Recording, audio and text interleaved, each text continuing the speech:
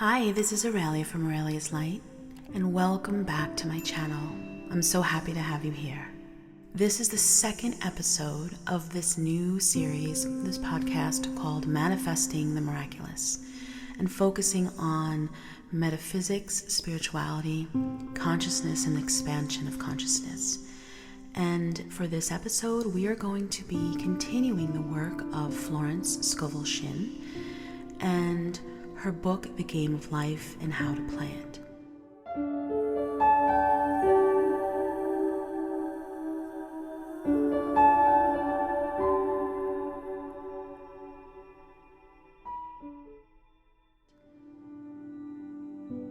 In this next chapter, we talk about the law of prosperity.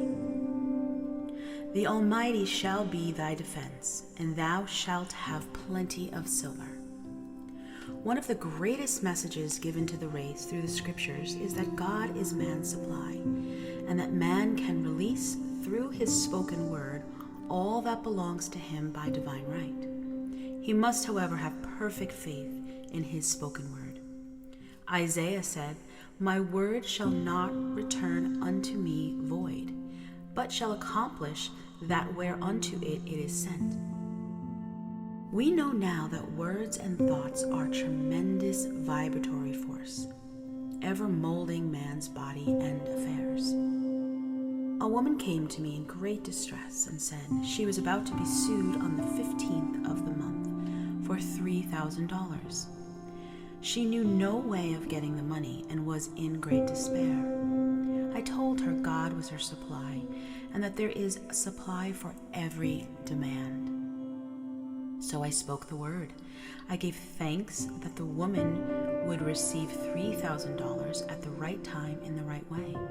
I told her she must have perfect faith and act her perfect faith. The 15th came, but no money had materialized.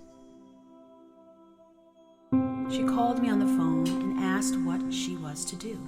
I replied, "It is Saturday, so they won't sue you today. Your part is to act rich, thereby showing perfect faith that you will receive it by Monday."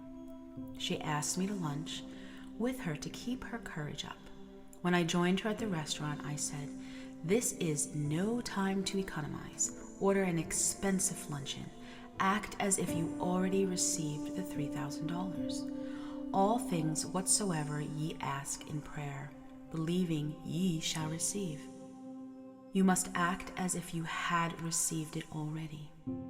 The next morning she called me on the phone and asked me to stay with her during the day. I said, "No, you are divinely protected and God is never too late." In the evening, she phoned again, greatly excited, and said, "My dear, a miracle has happened. I was sitting in my room this morning when the doorbell rang. I said to the maid, 'Don't let anyone in.' The maid, however, looked out the window and said, 'It's your cousin with the long white beard.' So I said, 'Call him back. I would like to see him.' He was just turning the corner when he heard the maid's voice, and he came back.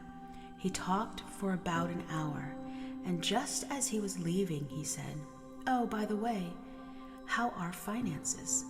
I told him I needed the money, and he said, 'Why, my dear, I will give you $3,000 the first of the month.' I didn't like to tell him that I was going to be sued. 'What shall I do?' she asked. 'I won't receive it till the first of the month, and I must have it tomorrow.' I said, 'I'll keep on treating.' I said, 'Spirit is never late.' I give thanks that she has received the money on the invisible plane and that it manifests on time. The next morning, her cousin called her up and said, 'Come to my office at once, and I will give you the money.' That afternoon, she had $3,000 to her credit in the bank and wrote checks as rapidly as her excitement would permit. If one asks for success and prepares for failure, he will get the situation he had prepared for. For example, a man came to me asking me to speak the word, and a certain debt would be wiped out. I found out he spent his time planning what he would say to the man when he did not pay his bill, thereby neutralizing my words. He should have seen himself paying the debt. We have a wonderful illustration of this in the Bible, relating to the 3 kings who were in the desert without water for their men and their horses. They consulted the prophet Elijah, who gave them this astounding message. Thus saith the Lord, ye shall not see wind, neither shall ye see rain, yet make this valley full of ditches. Man must prepare for the thing he has asked for, when there isn't the slightest sign of it. For example, a woman found it necessary to look for an apartment during the year when there was a great shortage of apartments in New York. It was considered almost an impossibility, and her friends were sorry for her and said, "Isn't it too bad? You'll have to store your furniture and live in a hotel." She replied, "You needn't feel sorry for me. I'm a Superman, and I'll get an apartment." She spoke the words, "Infinite Spirit, open the way for the right apartment." She knew that there was a supply for every demand, and she was unconditioned, working on the spiritual plane, and that one with God is a majority. She had contemplating buying new blankets when the tempter, the adverse thought or reasoning mind, suggested, "Don't buy the blankets. Perhaps, after all, you won't get an apartment and you will have no use for them." She promptly replied to herself, "I'll dig my ditches by buying the blankets." So she prepared for the apartment, acted as though she already had it. She found one in a miraculous way, and it was given to her, although there were over 200 other applicants. The blankets showed active faith. It is needless to say that the ditches dug by the 3 kings in the desert were filled to overflowing. Getting into the spiritual swing of things is no easy matter for the average person. The adverse thoughts of doubt and fear surge from the subconscious. They are the army of the aliens, which must be put to flight. This explains why it is so often darkest before the dawn. A big demonstration is usually preceded by tormenting thoughts. Having made a statement of high spiritual truth, one challenges the old beliefs in the subconscious, and error is exposed to be put out. This is the time when one must make his affirmations of the truth repeatedly and rejoice and give thanks that he has already received. Before ye call, I shall answer. This means that every good thought and perfect gift is already man's, awaiting his recognition. Man can only receive what he sees receiving.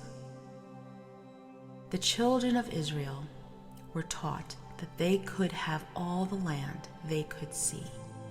This is true of every man. He has only the land within his own mental vision. Every great work, every big accomplishment has been brought into manifestation through holding on to the vision. And often, just before the big accomplishment and the big achievement comes apparent failure and discouragement. The children of Israel, when they reached the promised land, were afraid to go in, for they said it was filled with giants who made them feel like grasshoppers. And there we saw the giants, and we were in our own sight as grasshoppers. This is almost every man's experience. However, the one who knows spiritual law is undisturbed by appearance and rejoices while he is yet in captivity.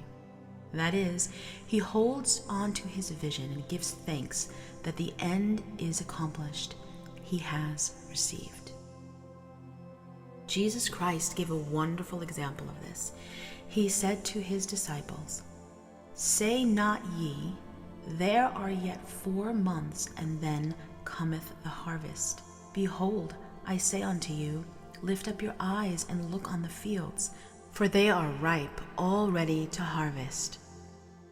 His clear vision pierced the world of matter, and he saw clearly the 4th dimensional world, things as they really are, perfect and complete in the mind, the divine mind of God.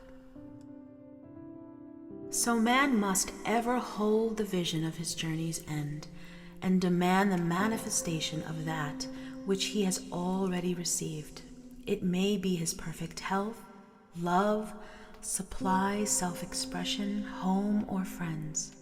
They are all finished and perfect ideas registered in the divine mind, man's own superconscious mind, and must come through him, not to him.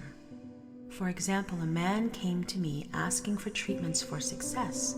It was imperative that he raise, within a certain time, $50,000 for his business. The time limit was almost up.